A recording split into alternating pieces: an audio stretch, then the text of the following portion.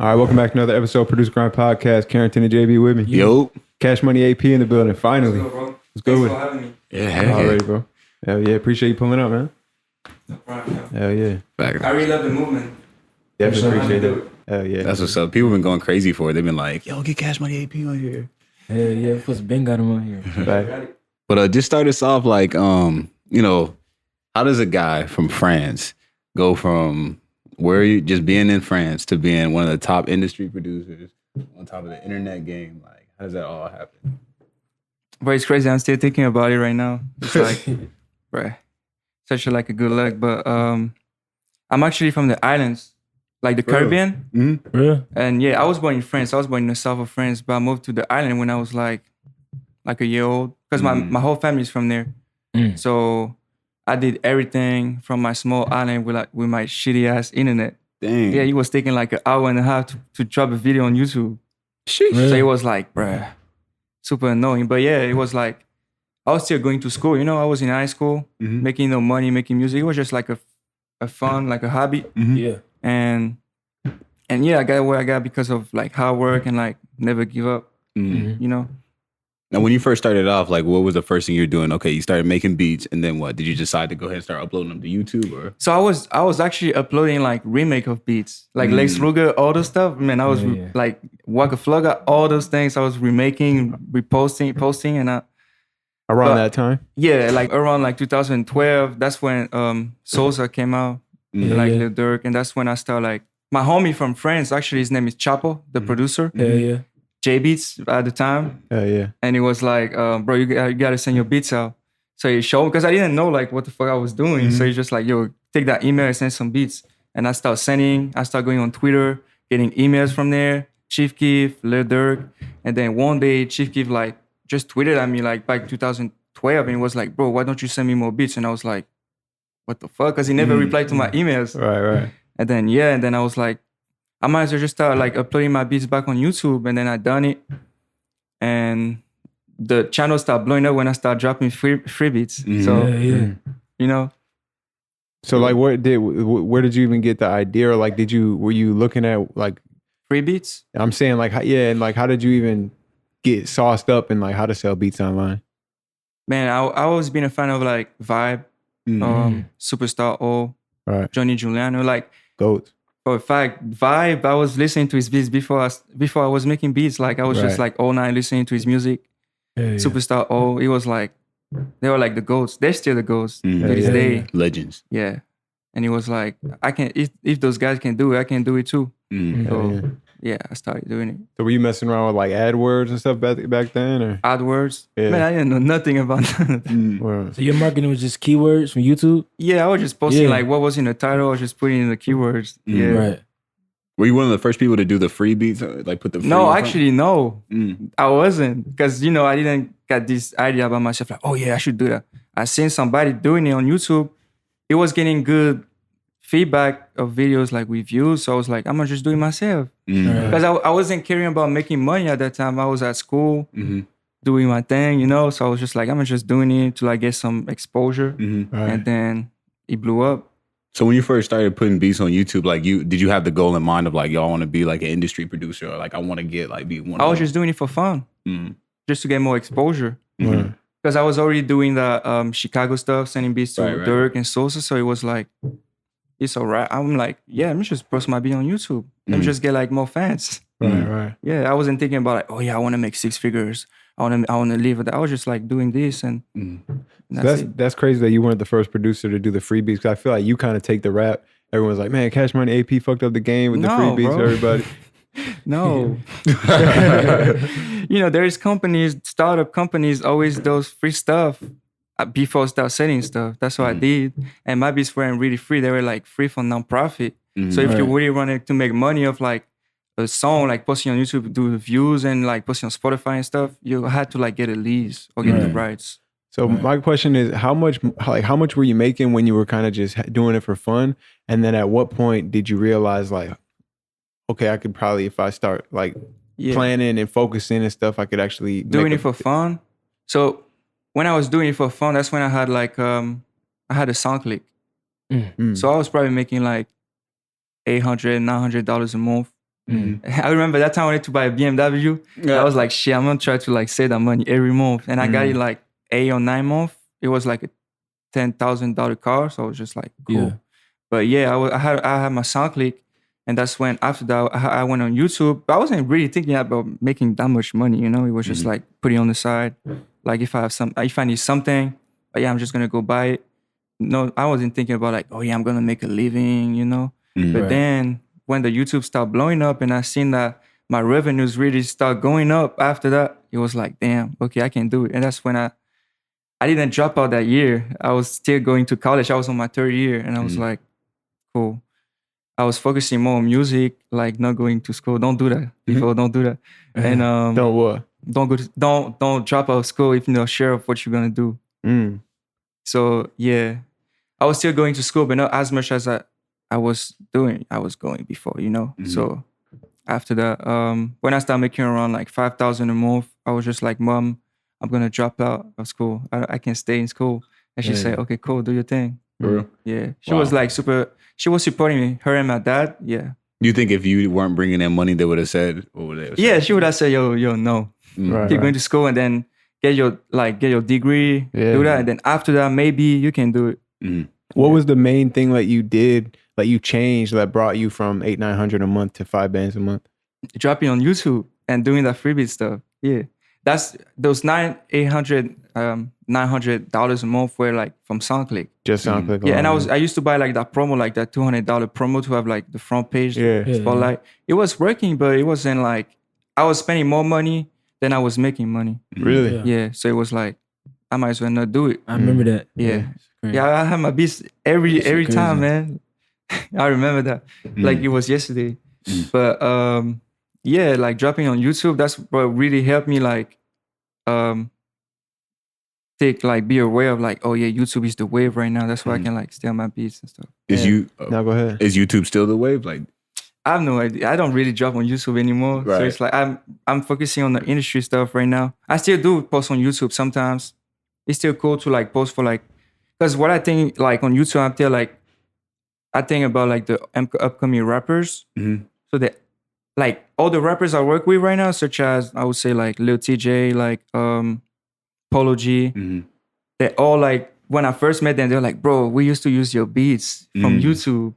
Like I was just talking with, Stunner for Vegas. Yeah. He sent me a song that he did 3 years ago this morning. I was like, bruh, that was a YouTube beat. Wow. So it was like, I still post for like upcoming rappers so I can have like a touch on them already before like they even blow up, So it's still good to post on YouTube. Even if right now I think it's oversaturated because there's like a lot of kids doing that. And that they want to like burn steps, like I used to say, like they want to like go straight to like making money instead of like building their fan base, How do you feel about producers boxing themselves in, saying like, I want to sell beats and be an internet producer, or I want to work with industry producers. I want to work with industry artists instead of independents, instead of selling beats and straight being on the internet. I mean, because I see you kind of like, you migrated to do both, like you just said. Both, yeah. Right. So how do you feel about producers just one-siding themselves? Like, oh, I want to just sit at home. I mean, that's their choice. Like if they feel like it's better for them to do that, then go for it. But I feel like being from both sides is way better to do that because the industry money is like, it's not like a sure thing, Like when you get a placement, you don't get paid right away. You're gonna wait like maybe like 3 months, 5 months to get like 10 grand.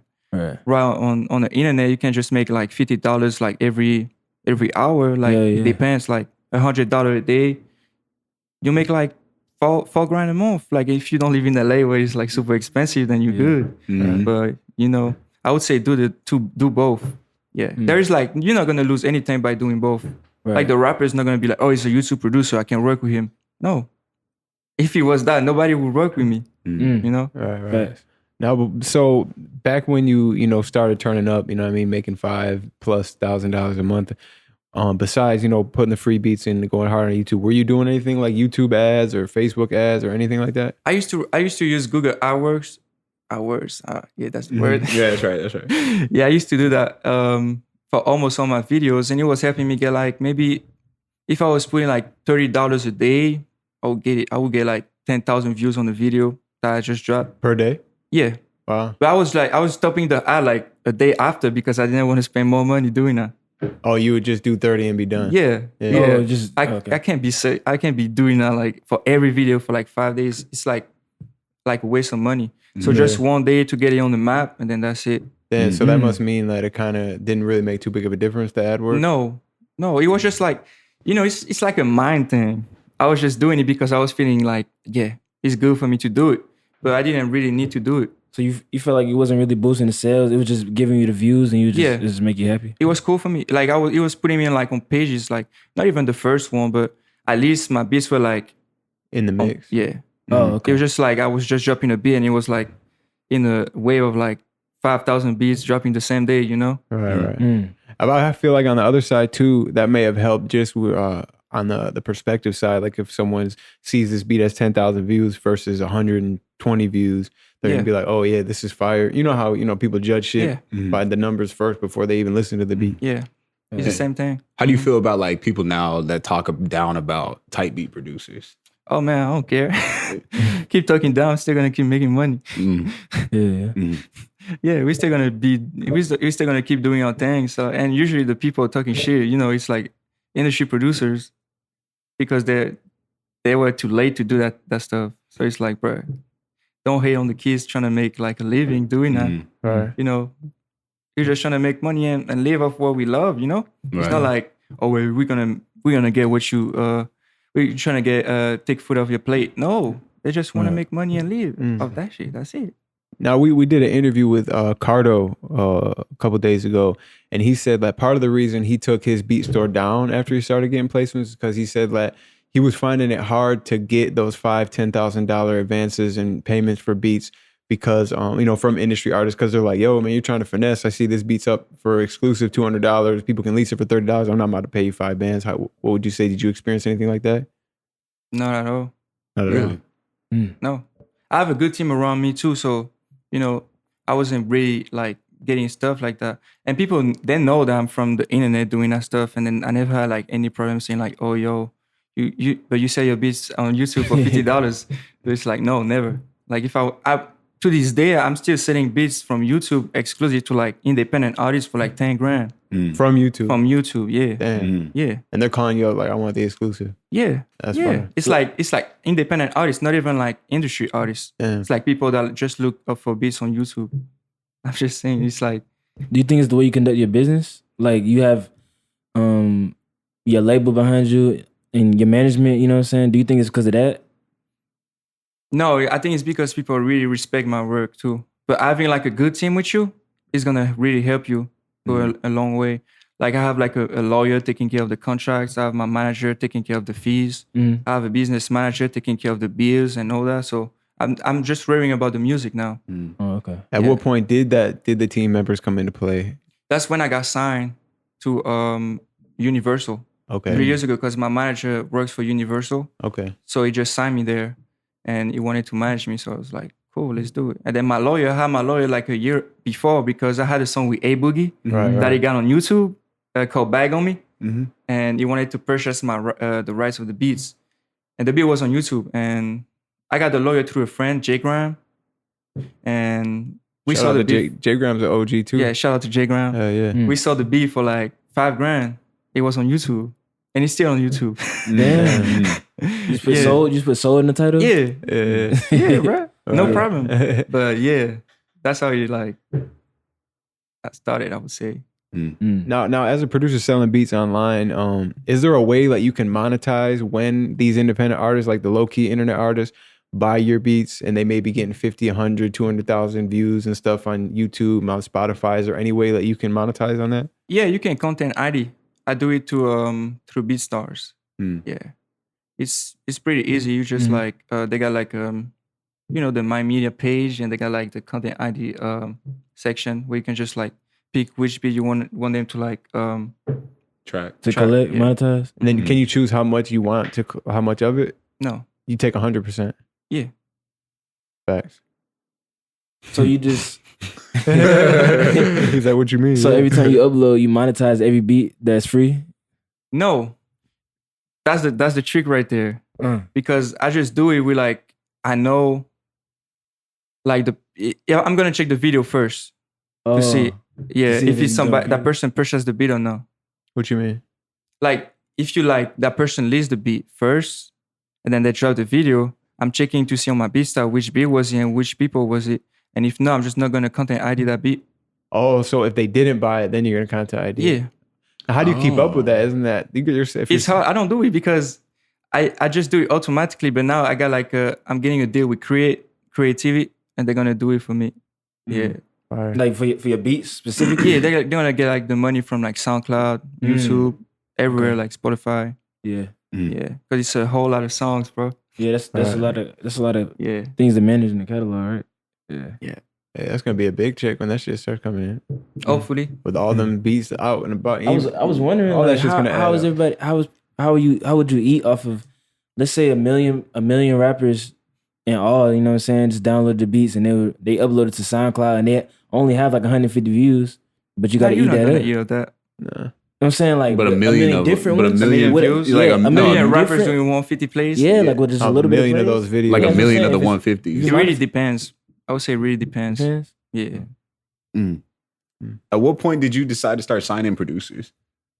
I always wanted to do that. For real? Always wanted to do that. Even at the very jump, you're like, I wanted to do this. I just didn't think like, okay, first it was a hobby. Then I took it seriously. And then I was like, after music, like, what can I do to like keep like going in that industry? So I was just like, yeah, the next step would be to be like a CEO, like a mogul. So I was just like, yeah, I'm going to start with producers and then I'm going to start with artists. So I just did producers first. And the first producer I signed, his name is Kai. Yeah, hell yeah. Yeah, Kai is the first producer I signed because he used to work a lot. I mean, he still work a lot with a rapper that I know from New York called TJ Porter. I was like, shit, he's fire. I signed him. The second producer I signed, his name is TIG. He's from Texas. He's really low-key, man. No pictures of him, nothing. No And picture. no pictures, anything. Dang. I was just using his loops and I was like, bro, he's so fire. Remind me of Qubits. I was like, yeah, he's the one. I'm gonna sign him. The third one was Kio. Yeah. I knew Kio for like 2 years because Kio and I were in a group chat on Twitter and then Yeah, he was telling us. yeah, we're just trolling him, man. Like we're just trolling. Like even this morning, I seen another picture that they sent and they were like, "We don't forget AP," and it was Kio. So it was cool. And then yeah, that's my little brother, really. Yeah. And then I have a Lector from Germany. And then I have Ready Made. You know Ready Made. That's my homie too. I know him since 2012. And I have Mook from Miami. Those all the Mook? young boy stuff. Oh, Mook got okay. the Mook keys got the- jumping. okay, yeah. Shout out to Mook. Oh, you signed him too? Yeah, That's lit. yeah. Now, when you sign these producers, are you more focused on getting them industry placements, or you do help them build their online stuff up too, or? We mostly like try to get them placements. Like they're here right now, trying to get them like sessions almost every day. Yeah. I would rather put them in sessions than me going to the sessions. Because I already have the contacts, so I just want to put them so they can get the connects. And then when they like go back to their countries, like Electo in Germany and then Kai in Canada, so they're gonna be able to like send beats and stuff. Yeah. What would you say? Okay, so like a producer that's getting ready to like, have some offers for somebody to sign, like they want to sign you as a producer. What things do they need to watch out for that they might not expect? Might not be thinking they need to watch out for. What you mean? Like, okay, this dude's about to offer me a deal to sign me, right? But everything sounds good. But is there something that you need to like make sure you look out for? Like, yo, I need to know this guy before, or like, Yeah, you gotta make sure that you're comfortable with the person first, you know? And then make sure to hire a lawyer to check the contract, because I had some friends that got like fucked over by like some people that they thought they were like their friends, and then it wasn't actually the case. So make sure to like be comfortable with the person and mostly get you a lawyer. Yeah. The lawyer is the key. The lawyer is because the lawyer is the neutral person, so he's gonna tell you like what's good for you and what's not. You know? So what would be the best advice you could offer a producer that kind of wants to make it their full-time thing to sell beats online? What would be the best pieces of advice you could give them? Oh man, you gotta keep going. You kind of like, you gotta stay patient and keep going. Never give up, because it's a hard job, and then you just gotta like keep working and working and working. It's not like going to school for like 3 years and then it's good and you get like a decent job. It's like you gotta keep going, because you're gonna have like high and lows. It's really hard, bro. You gotta focus on that. Like my social life is like I got no social life, man. It's like everything is on the music. Yeah. How many beats a day do you think they got to be uploading? A day? Or per week? Like 3 or 4. 3 or 4? I'm pretty sure. Yeah, like 3 or 4. I used to upload like every day, but I couldn't keep up like doing all the stuff, uploading videos, editing, everything. That's why now I got my girl doing like she works with me, so she does everything for me when it comes to like drop beats, scheduling, all that. She does everything with me. That's hard. Get you a girl like can help you with your business, man. Yeah, she a keeper, man. Shout out to her. When you're making like when you're doing the whole online route, right, and you hit those low points, like what kept you going? Like why not just be like, all right, you know what, I might just go get a job? I never thought about getting a job, man. I tried, like I had internship with my dad. It was cool, but even during the internship, I was on my emails checking to see if there was like any customers wanting to buy beats. Right. So the lows, I would say, man, always think about like what you can achieve once you're gonna get back up, you know? So yeah. What kind of internship was it? Oh, my dad works for an insurance company. So I was just doing like insurance stuff.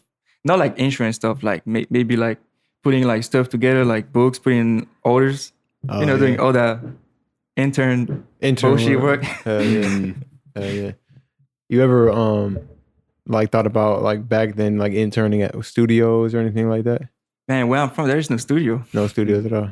No, bro. I was making beats in my room with like 2 speakers on my small desk. My bed was right next to me, right beside me, bro. Like it was like I was like stuck.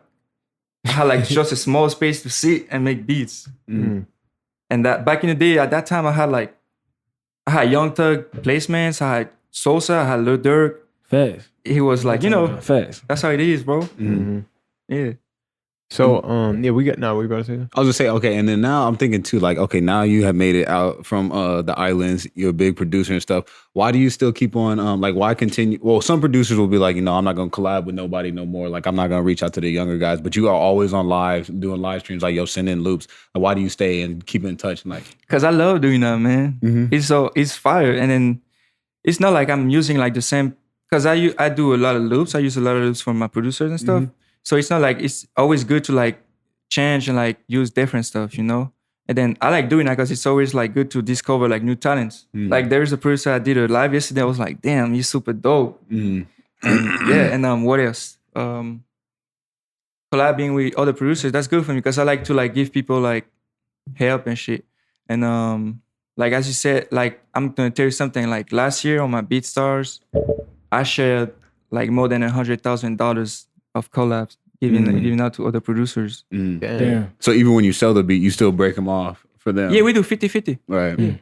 Yeah, that's fine. When I discovered that, like that people could buy a collab from you and get on your beat store, I was like, damn, that's like a cheat code right there. Yeah. You know what I'm saying? I'll say it's cool because there's some beats sometimes they're not gonna sell. Some's gonna sell a lot. It's always depending on what kind of beat it is. Yeah. Right. Yeah. What's the most times a beat ever sold for you? Young Thug type beats, yo, he was like, whoa, selling a lot. Yeah. Young Thug type beats, they still going crazy this day? I say it's decent. Yeah. Give us some sauce, man. What would you say the best type beats in 2019 right now? The best type beat right now, I would say the baby. The baby and I don't know. I never seen a Lil Nas X type beat. I never seen that. What does that even sound like? What does that even sound like? Some country shit, right? Country trap. You think so? No, people probably gonna automatically be like, that's what I'm saying. make a country. Shit. Like, let me just. I would say the baby because the baby is really hot right now. No homo. So yeah. No. Okay, so the baby type beats are a lot different than like last year. Last year, like them Gun and Lil Baby type beats were going crazy. You see like a shift kind of away because the baby shit's not really as melodic. Do you see any shifts or any trends or anything that you can? I really like the baby stuff because it's so simple and it's fire. That's why when I first started and then for a couple of years after, I always used to like put like 15 sounds in my beats. Like, bro, you don't need to do that. Just put like 2-3 sounds and it's gonna sound fire. You see how it works really good for Jason. Jason is really good and he makes the difference. So we talking about rappers and shit. I want to ask you about the relationship with YoungBoy. and stuff like that. And I seen when he came out of jail recently, and y'all dropped the song, you produced it was fire. Like, how'd you get that relationship? So YoungBoy from YouTube, he got one of my beats from YouTube, and he got it was 2014. He got Kevin Gates on it because that's the time when he first got signed to Atlantic. Mm-hmm. So it was the single of his project, and then after that we kept working, and then I got signed to Atlantic too. I got a record deal with them, so we're like super close now. Like I talk to him like every week. Yeah. Like I just got a song with him and somebody else that's really good. They're doing a project together, and yeah, that's my homie. You know, people's like think that he's evil or some shit. He's not like that at all, man. He's like super nice. He's a nice person. Yeah. Whatchamacallit? Damn, I forgot the hell I was about to say. Well, I was gonna ask you, is there any artist? Oh, I'm not gonna say name drop, but like, is there like certain artists that you won't work with just because like off of like red flags or like something they talk about in music? Is there anything like where you're like you sell a beat right and but then you listen to it back and it's like, man, to be honest, if you got a bag for me, I'm gonna work with you. But I don't really care because you know there is so much trash music out right now, and it's like it won't change anything. Just give me the bag. How do you feel about producers feeling like they need to keep their stuff exclusive? That's cool. That's cool with me. If they want to do it, then it's cool. I mean, it brings like it sounds like they're gonna be more unique doing that stuff. Yeah, but when you think about like producers doing loops and sending the same loops to like 50 other people, it's different from that. Right. So if you want to be unique, then you keep it exclusive. Right. If you want to be like me and then just like want to get as much exposure that you can, then just post on YouTube and do the industry stuff. But can you take the exclusive route if you don't have a brand or if you're not like? No, you can't. That's the what thing. I'm saying. That's why you got to build online first. Right. So I feel like a lot of dudes just be like, nah, it's exclusive. It's a new sound. I'm not going to send it out to nobody. I'm just going to keep it here. Bro. Sit down. unless you build with somebody else, unless you find like an artist that you feel like is going to be comfortable with that new wave, then yeah, you keep your exclusive with him and then just work with him. But if you don't have somebody in mind, then you might as well just drop on YouTube. Yeah. Just put everything out. Yeah. Thanks. So yeah, we got a couple fan questions. We'll kind of spread them out. But the first one's from Chris Felix Music. He said, "What is the future of selling beats online, in your opinion?" The future? It's like everybody doing the same thing right now. So we need to find like something else, something different. Like maybe change like the videos, the thumbnails, the titles. That's what Kio was talking about too. Yeah. He said everyone's doing the same thing right now. Yeah, the cartoon and stuff. Yeah, right. The most fire beat. It was the B plug. I can't stand that. B plug started this wave, the cartoon wave. And then I followed him with the Simpson thing. And I was like, fuck, no, everybody's doing that now. Yeah, facts. So yeah, just try to be different, you know? Right. Now we've interviewed a couple producers. We interviewed Gabe from Legion Beats and Anno Domini, and they've kind of right now they're kind of pushing this new way of selling beats online through sales funnels. Do you know anything about that? No idea. No idea about sales funnels. Damn, yeah. So I mean, for you and the people that aren't, sure, he was on the podcast and they actually they got a plaque because they made 1.2 million. In the last year from selling beats online. Well, first of all, they said that those numbers aren't accomplishable just on the current way with YouTube. Have you ever heard of anyone making 1.2 in a year off of just YouTube? No. That's cool though. If they really do it, then congrats to them because it's a lot. Yeah. It's a lot. It's like combined together. He doesn't. No, they both actually have their own. Oh, they both made 7 figures. Yeah, and the plaque is from ClickFunnels, which is a very reputable company. You know what I'm saying? Like, I haven't heard no bullshit from them. So that's why I was kind of like, damn, when we found that out, we're like, yo, we got to get him on the show. We got to have him, drop the gems on That's the community. fire. I'm going to have to eat them up then. Yo, give me the gems, man. Help me. Do you see, is it like a ceiling that you can make? Like, okay, the workload gets so much. Is it like you can only make so much money selling beats on YouTube? No, you're always going to make from my experience, I could always make like a lot of money on YouTube, especially with the views. Like there's months I could make like 10 grand with views on YouTube. Just of views, yeah. Not even like beat selling, just of views. Yeah. I used to get like 6-7 million views a month on YouTube with videos. Right. Now it went down to like 2 or 3, but it's still good. I seen one beat video or beat that had like 1.6 million views on it. I was like, what? Man, I got a video that got 4 million views. I was like, man, what the fuck? Just on the beat. Yeah, I was like, whoa. Yeah. Do you think in the future you'll beef up your marketing on YouTube or go harder in the industry? I would say go harder in the industry. Yeah. Because I'm like super deep in it. So I know what's going on here. So it's like really easy. And I have my team that really helped me to make money. So it's really, really cool. You got any advice for producers that are like just now starting to hop into studio sessions, like some do's and some don'ts? Like some just be yourself. Don't try to act like you're somebody else. Just be yourself, man. Right. They're gonna vibe with you regardless. Right. Just be yourself. Yeah. Right. Because when I first started doing studio session with people, I was feeling like super stressed, man. Like it was like, damn, whoa, damn. Like I'm with YoungBoy, and YoungBoy. When you first meet YoungBoy, is like super. So it was like, yeah, I just gotta be. You just gotta be yourself. Then they're gonna fuck with you. We gotta reverse a little bit. Talking more about the online stuff. We seen you just tweet like you're about to take over the online game. Oh yeah, I'm gonna come back, man. Yeah, I was just thinking about it because I focused so much on the industry that my YouTube channel got like went down a little bit, and I had my second YouTube channel when I do cookups. That one was growing really good, so I was just like, bro, I'm just gonna start posting more beats on YouTube, like doing more cookups videos, more like reactions, everything, just to like get the fan base growing more and more on it. Because I'm gonna be dropping songs on my main channel too, so it's just a plus to do it. Right. I think the tutorials that you do, like the hour-long tutorials, like those are so fire because you really get to see like it's not a lot of people that like actually people can show you the technical side, but then they don't have to bounce or nothing. So it's dope to see like you actually cook up. Thank you, man. And you can actually learn from it. And then I just got a new camera and a microphone because before that it was shitty. It was so shitty, man. I did one yesterday. It was good, but the one before was so shitty, bro. I was like, bro, what the fuck would watch this shit? I've been watching that shit for hours, like just binge watching. People stay an hour watching me, bro. I'm like, facts. Because it's not only like it's funny too, like fun. I think it's my accent. They just make fun of me for an hour. They just roast you in the comment. Right? Yeah. Hell yeah. Well, he roast them back though. He be roasting them back. Yeah, I was in one back. I remember that. But yeah, sometimes I just forget to like switch the screen back to FL, so they just see my emails and I'm just cooking up the beat. It happened yesterday. And they were like, yo, the screen. It was like 10 minutes in the beat. They were like, oh, okay, cool. I got you right now. Damn. Yeah. So yeah, we'll bring it to another fan question. Now you kind of talked about, you said about putting like $30 behind a video, but kind of more towards like the high point of your success on selling beats online. And this is from Trey Scott Beats. How much money do you throw at promo for each beat release, and what kind of ads do you typically use? I don't understand the question.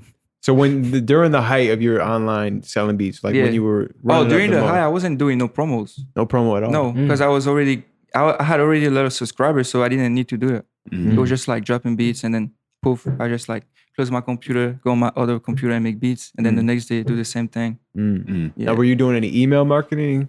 I tried to do MailChimp. I just canceled like this morning. I just canceled it because I was doing it and I wasn't doing no emails. Like I was paying like $75 a month doing that without doing anything. Right. I was just like, no, I'm just gonna cancel that. If you never even tried it, really? No email marketing? Running it up. Nah, bro. I just, bro, I came from like I would say the old school of that YouTube stuff. So I was just dropping beats and I wasn't worrying about doing marketing stuff until I started using the Google AdWords. Right. And after that, it was like, cool. I already have a huge following, so it's cool. I'm just gonna just like drop beats now. That's just crazy to me because like some of the producers we talk to, they think of it as like a science. Like, I do this and that. They got their whole marketing plan. But then we talked to like YoungKio. You guys are like, yo, bro, I just upload the video. Beats, bro. I just drop beats, bro.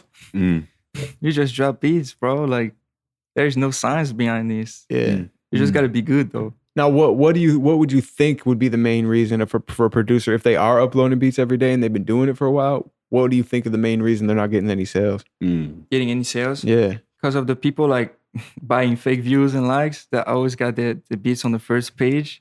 That's probably the reason why. And that's still a thing? Because they're outshadowed? I don't know, to be honest. I don't know. Outshadowing? Like they're outshadowed by other producers? Yeah. But it's like, I don't know, man. You just like you gotta be different.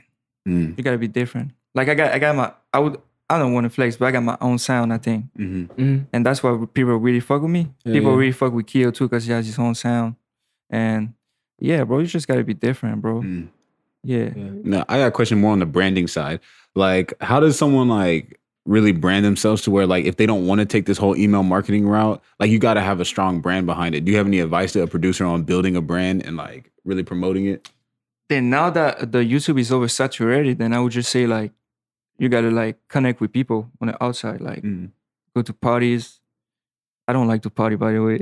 You just go do your stuff, like try to get in the studio or go on Twitter or like Instagram, DM people. You know, on Twitter, you can just go and type send beats and then you're going to have like a bunch of emails. Because, you know, that's how I started, like with the Chicago rappers. I was sending beats to like the smallest Chicago rappers, but they were all connected because they all knew each other. So after that, I like started with the smallest and got to like the biggest, like Sosa. Just like, you got to connect with people. I think that's why people really like me online, because I really connect with them. I really like reply to people, talk to them.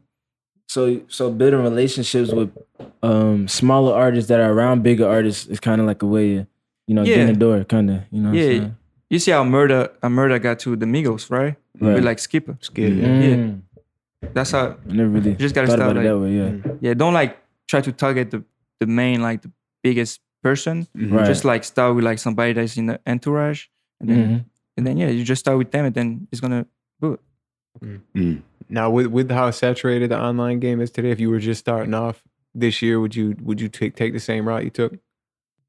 That's hard. I don't think I would do it. I think I would just like try to be industry only. Really? If I really didn't want to make money, I would just do the industry stuff. If you didn't want to make money? Yeah, because the industry is like, it's not a sure thing. I told you, it's like, so I would do the industry money to build a name, or just like build with the artists to like have my own sound. But the YouTube stuff right now, I'm putting myself in like somebody else's shoes that just starts, and I'm like, it's so many people on YouTube, and then how I'm gonna like get like 10 subscribers this day, 15 the next day, and it's like, it's hard. So you gotta find new ways. Like it's really, I would say like, imagine like me, Cash Money, I start a new channel tomorrow, and I sit at home and I see like other people's like B-plug getting like a lot of views, and I'm like sitting getting 50 views a day for some beats I just start dropping. I would always ask me question like, what do I do wrong? You know? So I would say like, think about it, and then, bro, I talk so much. No, you good. That's it. Just think about it, and then do the pros and cons between both, like industry and then the internet stuff. What advice do you give to producers who are really looking for a bag, but they're looking for the bag from the industry? Because I feel like a lot of producers look at the industry and they associate it with having a lot of money and fast money too. They don't realize the quarterly checks and stuff like that. So I would just say, like if you're trying to go in the industry, and like what advice would you give to someone that's like, yo, I want to make a whole lot of money? What advice do you give to producers who want to go in the industry for money? Because I feel like most people go in the industry and they say, "Yo, I want to be exclusive," and "Yo, I can't do that," because they want to make big money, but they don't actually make bigger money. It's just like an illusion, you know? Right. Yeah, you need to know when you get paid for a song that you sell to an artist, maybe like I would say 10,000, for example, it's recoupable. So it means that you're not gonna start getting royalties until you recoup that money. That 10? Yeah. Right. So it's like quick money, but it's not like a long-term money. Right. It's not like the internet. Yeah. Right. But I feel like most producers, that's their goal. They're like, yo, I'm gonna get this big song and I'm gonna be able to feed my family. And then they get that shit, or they get that shit 3 times, 4 times, and still be like, you know? Yeah, So I see what you mean. The industry is just like an illusion. Bro, it's an illusion. Yeah. It's a fake it till you make it in this industry. That's how it is. But, you know, we all came from the internet, so we're different. So we know like how it is on the internet. Right. So the cat. So if you want to if a producer's like, I want to make the most money possible, what route do they take? Do both, bro. The internet, the industry, Yeah. Yeah. It's like, it's so oversaturated right now that I would say go industry, but industry is not sure too. So do both. Yeah, you got to do both. You want to make most money, do both. And with a website like BeatStars, I think you can market yourself good with it. So yeah. Okay. Oh shit. So what's your like your current goal for your company and where you're taking all the producers you sign? When are you gonna start signing artists and what are you gonna be doing? Oh, we like in the process of getting some artists right now. So we're getting a label, a joint venture, and yeah, it's big stuff. There's big stuff coming for us. Like all the producers getting placements. We're getting like talk with like big labels. It's really good. Like really, it's like hard work pays off. Yeah. Now, why go through the labels versus independent?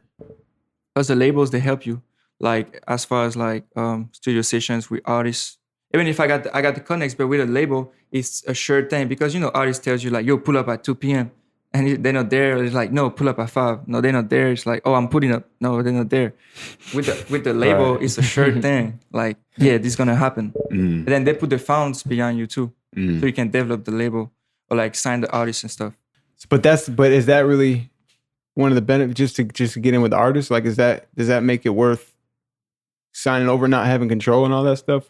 Because I'm saying you got a wave, you got a fan base, you got an audience. Like, why not independent? But with the label, you're gonna have a structure behind you to show you what kind of direction you should take and stuff. Like, phones, cool.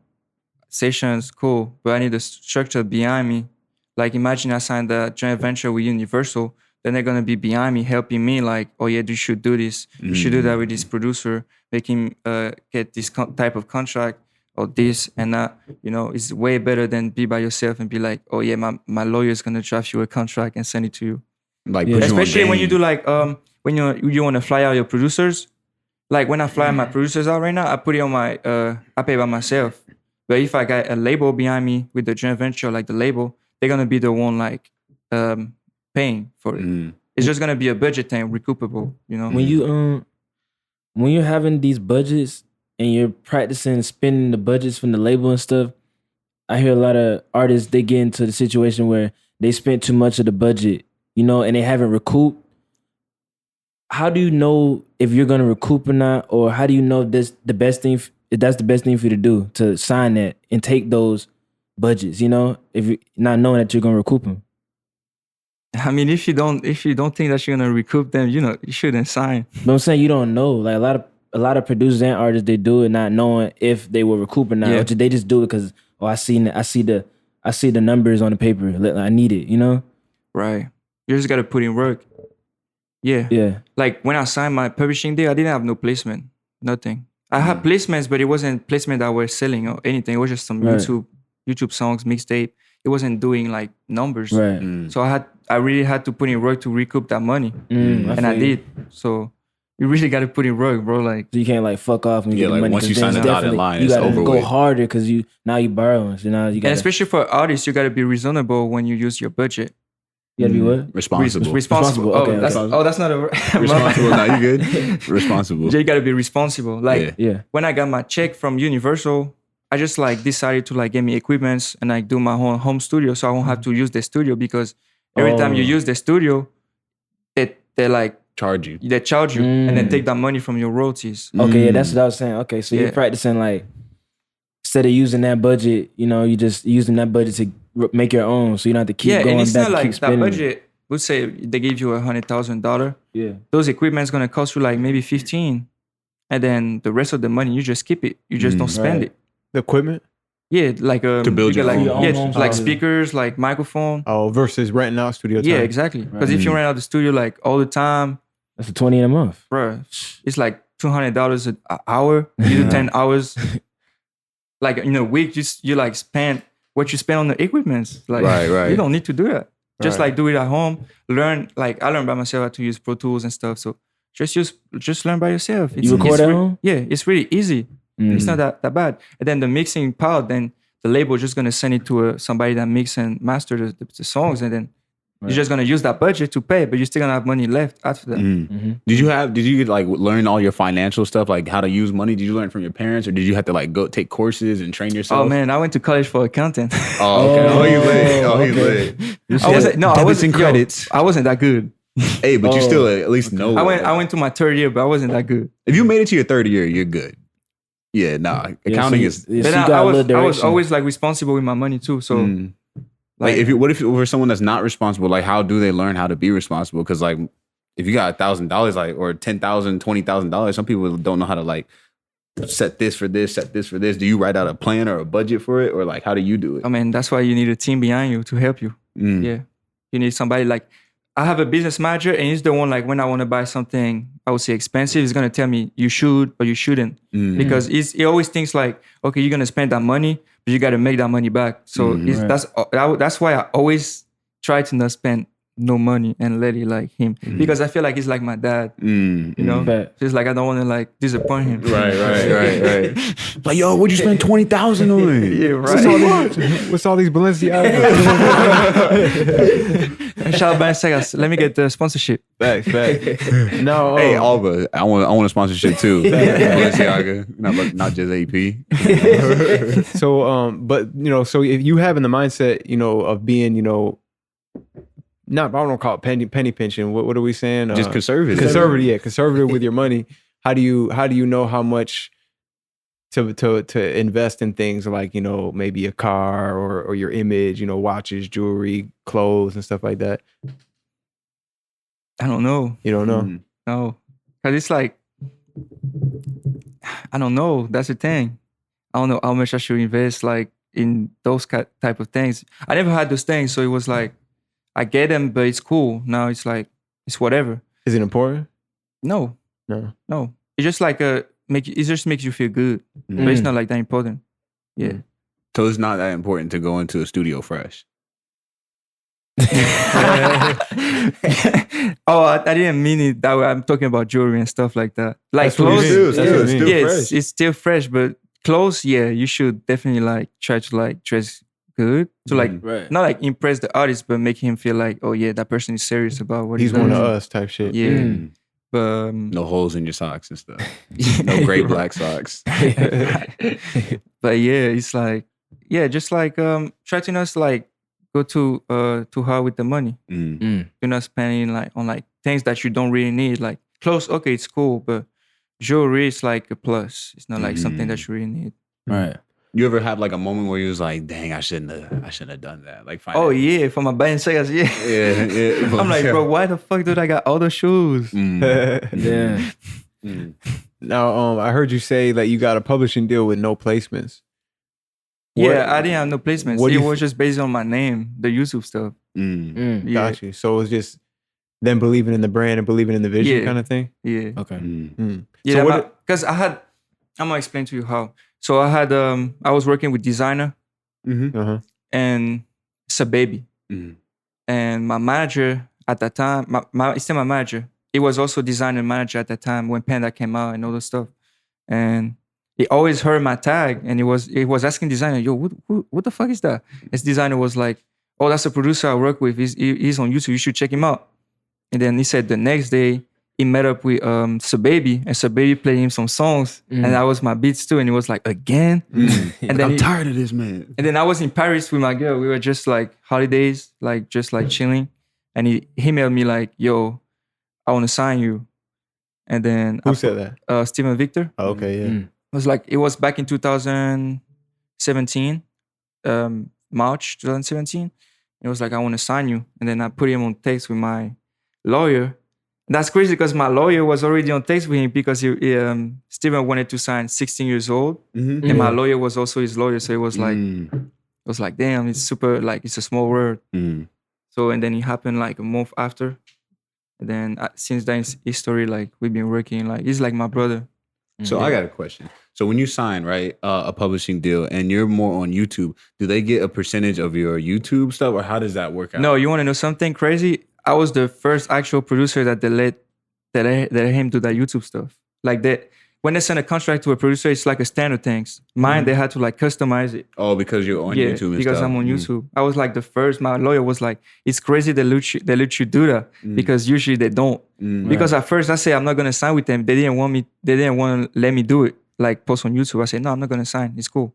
And then they wanted you to stop posting on YouTube. and then they came back That's a week. whack. Shit. Yeah, But that's the reason why they signed you in the first place. Yeah, because of my YouTube, Right. because I was getting placements too through YouTube. But then a week after they came back, and my lawyer was like, he called me at like, it was like midnight in France, and he was like, "Yo, they're gonna let you do whatever you want." And I was like, I knew it. Yeah. Is there, go ahead. No, go ahead. I was gonna ask you, is there any negotiation tactics or anything that you were doing like? I wasn't really doing anything. My lawyer was doing everything. So you don't have to go into the meetings and talk with these guys and be Bro, like, actually- I don't want it. Bro, I didn't even go to America to sign my contract. I just signed it like through email. While you were in Paris? Damn. I was in my island. Oh, okay. One Gotcha. of them Oh, you didn't even e-sign move here shit? yet. Yeah, e-sign, yeah. DocuSign. Damn. Yeah. Crazy. But so one thing I caught is when you said they wanted you to kind of change, like he said, like they signed you off of something that you were already successful on. Like, this is the reason we noticed you, but we want you to stop doing that. And I feel like that's kind of common. Like, I hear a lot of stories about, people getting signed and the label wants to do one way, they want to go another way. And it ends up just being like nothing happening. It's like there's too much pushback on each side, and the artist or producer kind of just dies out, loses all their momentum, loses all their status. But I want to know, did you ever, when they said they didn't want you to do YouTube, did you consider that? Were you thinking like, maybe I should do that? Nah, I was like, okay, I'm not gonna curse, but I was like, no, I don't want to sign with y'all. It's cool. I'm just gonna keep doing my thing. And I had other offers from other labels, and then they would let me do it, but it wasn't like the offers weren't as good as Universal. So when they came back, I was like, okay, cool. Now I'm gonna sign. Right. You think if you didn't have money coming in for YouTube, you would have been more likely to do it? Yeah, I think so. I would do it. Yeah, of course. Yeah. Interesting. Yeah. I want to talk about a tweet and maybe kind of get you to, talk a little bit about more to the community. When you said most people in the music industry are selfish and only care about you when they need for you. So be careful who you hang with. Oh, hell yeah. That's how it is, bro. 90%. Yeah. They're just going to hit you up when they need you. It's like, you just got to keep your circle small. I don't have any friends. I got like 2 friends I play video games with. And my main friend is my girlfriend. So it's like, yeah. So you're not hanging out with like a lot of industry people? I don't go out. I don't do stuff like that. Really? I just like stay home, make beats. And then if I have to go to the studio, then I'm going to go to the studio. But I'm not hanging out with like industry people or anything like that. Because here in LA, it's like, they're going to like judge you by what you got, not what you are here. Like So, on material. Like, yeah, on material stuff. Yeah. So that's why I always like keep my circle small. Just be with like my girl, my 2 dogs. Yeah. And just like my family when they come here, my 2 friends from the video games, Right. Hell yeah. just like keep your circle small. Do you think it's kind of benefited you, like how you said, like people judge you by what you have and everything, but if you kind of stay at home and remain yourself, it's you kind of have a mysterious vibe, so people can't even like predict. You know what I mean? Yeah, it's cool. I just like to stay home. That's how I got like my education. That's how I was with my parents. They always like they didn't want us like to go out like at night. It was like a big no. I wasn't even asking, man. It was like big no. What island where are you you from? from? What island? Oh, it's called Guadalupe. It's like an hour away. Guadalupe. I've heard that before. No, you say Guadalupe. That's in Mexico. Oh, that's why I heard it. Guadalupe is like an hour away from Cuba, like 3 hours from Miami. Yeah. Like I miss, like my mom is black. Bro? I didn't know that. I thought you were like Puerto Rican or Hispanic or See, something. everybody thinks the same thing. When bro. he told me you were French, I was like, what? I was Yeah, like, wow. everybody. He's like, you talking about CashMoney AP, I right? was like, you French? I was like, oh, okay. I was like, wow. Yeah, I'm French, yo. The island, is that the main language, French in the Yeah, island? French. It's like you know what Hawaii is to America? It's like a state. Oh, okay, yeah. We speak French. I speak Creole too, and I speak just a little bit of Spanish. We heard. SBN. You say what? SBN. That's good. See? See. So also another tweet. I love making boom bap beats, man. Oh yeah, I started doing it, man. I love doing that shit. For real? I love it. Yeah. It's hard. Do you think it's harder to make boom bap than it is trap? No, trap is really easy to make. Trap is really easy. It's just like a it's like easy, but the boom bap is like you gotta really like have the bounce with the drums. Right. You gotta get that vibe. And shit. I think I got inspired by Sino. Sino was using the MPC when I was with him. I was like, damn. Right. Yeah. Sino's cold with it. It's cold, magic. Bro. Yeah. Shout out to Sino. Hell yeah. It's cold. Have you been placing any of the boom bap beats? Boom bap? No, not yet. No. You know, that's the thing. Because people, they always like try to like get in the wave. Like the rappers, yo, send me some Gunna type beats. Send me some. Right. I'm like, I need to find somebody that's going to use those beats. Right. That's why I'm looking for artists right now. We can just develop and then, in that lane. Yeah. Oh yeah. It's not like a boom bap like 90s. It's like a boom bap with like actual like drums from here, from like this time. Damn, like boom bap with trap drums? Yeah. Not like super trap drums, but it's like, you know. Like modern hip hop. Mo bounce. Yeah. Kind of like a Justice League vibe or like a Black Metaphor vibe? Yeah, it's like a next level Justice League. No shade to them. Like, ooh, hey, you gotta let us hear no shade to them. You gotta let us hear some of them shit, huh? I'm a fan. No shade. Hell yeah. Are you worried about ever like going that route? Like a lot of samplings and like when you clearing samples and stuff, are you like cautious of that? That's the thing. I don't use samples. I mean, I don't sample anything. I have some producers I work with that actually they do samples and they're really good. So they know how to make that boom bap vibe. Gotcha. Yeah, there is that producer called MTK Says. Shout out to you, bro. That is really cold with he produced on the Trippie Redd under Enemy Arms. He did the trumpet. He's really good. I don't think I know that one. What sample is that in that G Herbo, that Lil Herb record that you did? The one we yeah, I remember that long time ago. Shot the video, right? Yeah. I have no idea. That was I think I would remember like a couple of years ago, but now it's like I remember a little bit of the song sounds. But to tell you which sample, I can't. But it wasn't like they didn't post it on Spotify. It was just a YouTube song. Oh, so there was no clearing that had to be done? It was just YouTube? Okay. Nah. You don't have to clear a sample if it's just on YouTube? I mean, yeah, you have to, but you know. Got you. Hopefully whoever owns that master ain't watching. Yeah, you gotta get that on the camera though. Right. Like what song you Which one was that? I don't know what you're talking about. I don't know when you were talking blah blah blah. So nowadays when you make beats, what percent of the time is it using loops and samples? What percent of the time is it you doing it all yourself? I use like 50-50. Yeah, but it's like better to use loops because it saves me time. It's like so many people asking for beats. Then if I can make like 10 beats a day doing loops, then I would do it. But if sometimes I just want to chill and make beats by myself, then I'm gonna do it. I would by myself, I would do like five beats a day. I don't want to burn too much and make some trash ass shit. Right. You think like a producer starting now, do you think they should start using loops, or do you think they should learn how to play? No, I think you should really learn like how to do it yourself first. And then the more you like learn, the more you can like collab with people, then use loops. Was there any instruments that you like took training on or like really learned or focus that you like or like figured that you really needed to learn in order to make better beats? the piano. Yeah. I'm still learning. I'm like a beginner. Like, I know a couple chords, but to play them like in a row, it's kind of hard. Right. So I'm still like learning. You take classes or anything, or you just I just do it by myself. Yeah. Got you. Yeah. And then last about your tweets.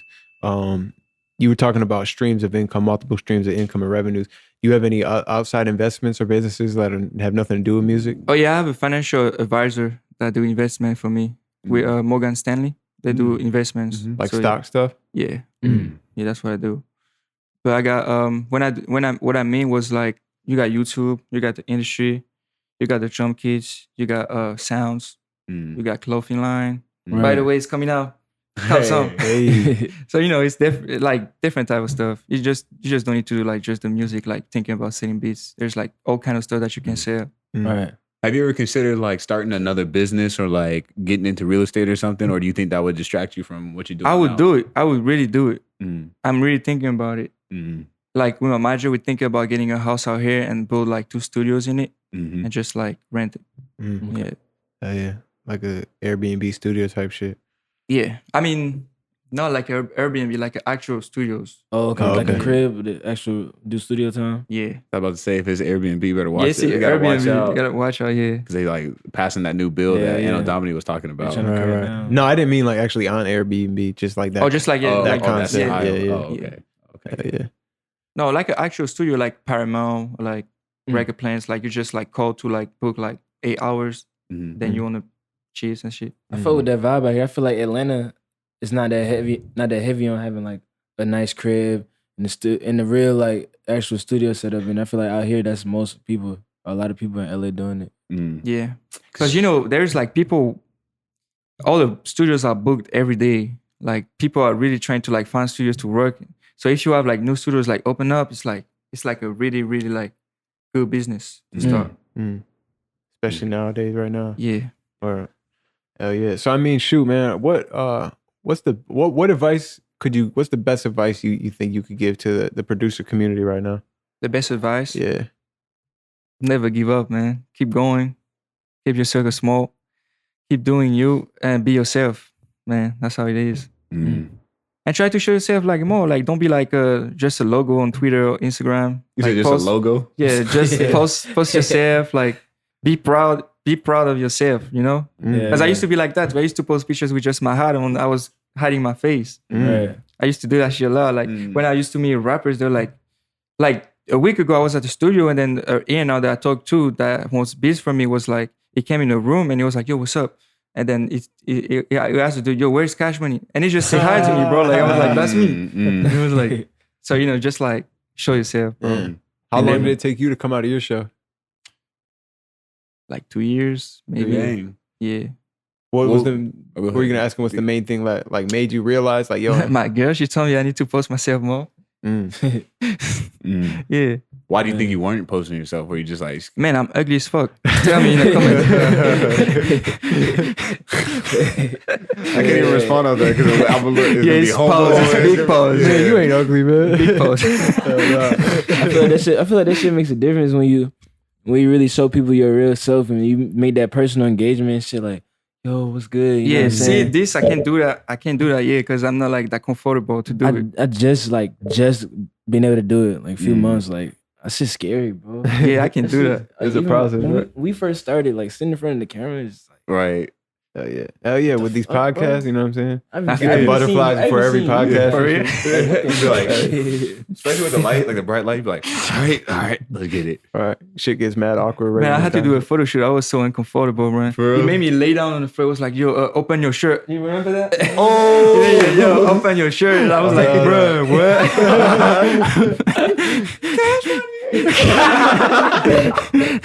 Oh, stop. hell no. Open your shirt. Right. But yeah, just be comfortable, man. It's just like, you're like in front of like actual humans. It's not like they're not gonna judge you like. Right. The internet does. And if they judge you, fuck them, right? Yeah, exactly. It's like screw them. You can't. Everybody's not gonna love you. No. You know what I mean? I get a lot of hate comments, bro. Like, I don't really care. It's like people with like 0 subscribers doing that. Right. It's like, cool, it's whatever, bro. You think they just hate just so they can get your attention and then they really don't feel like that? Yeah, sometimes I reply, especially on Instagram, because I like to clap back on people. Clap back. Yeah, I like to do that. I remember that time where it was like people going crazy on you about the freebie shit. And that shit was people Man, like, yo. that's because they didn't understand it. Like, I have my friends that do freebies. Shout out King Lee Boy. I make a living on that. Yeah. I have who else? It's like a bunch of my friends that do freebies and they make money, like YoungKio. Like I don't have the names coming on my mind right now. Call me. Like all those kids do freebies and they make a living of it. Yeah. It's not like we didn't fuck up anything, bro.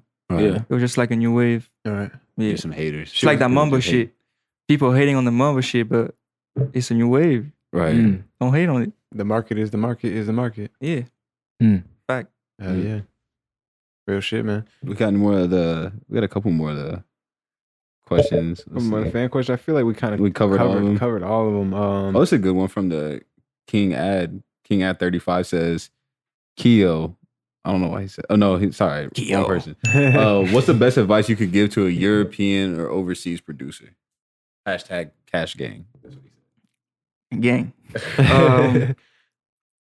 And advice. It's like you're from Europe, but it's actually like the internet is so huge that we actually like so close to each other. So just keep posting your stuff online, man. Like, Yeah. and send me an email. Well, Yeah, just keep doing your thing. Like I wouldn't if I hadn't keep going, I wouldn't be where I'm at right now. You know, it was a long road since like 2012. You know, so it's been 7 years. Yeah, it goes by fast. Just keep going. has any type of spam ever worked? Like people spamming you to like listen to their stuff? Is there any approaches that have worked where you're actually like, oh yeah, let me listen? Oh yeah, sometimes I listen, sometimes I don't. Most of the time I don't, Right. but I listen sometimes. I know Choppa used to do that, like posting, yo, I'm a 15 years old rapper, check me out. Who used to do it? NLE Choppa, Oh, word. he used to do it. Yeah, I seen that post of people were like bringing up the receipts and shit, and I was just like, damn, like that shit look like me when I was fucking 15. Right. Yeah, he used to do it, man. So it's a grind. Just keep going. Yeah. Cool. Bet it up, man. Hey, man, we appreciate you finally coming on the show, man. Dropping gems on the community, man. Yes, sir. Appreciate you for having me, yo. Yeah. I like yo. And when can I get my shirt though? Oh, we got you We before got you you. leave, man. We got you. Definitely got you. Where can we get our shirt? Oh yeah, Exclusive I got drop. you. Yeah. I got you. I got you. Let's Man, do a collab. We hear that all the time. Nah, for real. Let's get it. Bet it up. Let's get it. So Appreciate you. another dope episode in the books, man. Peace, y'all.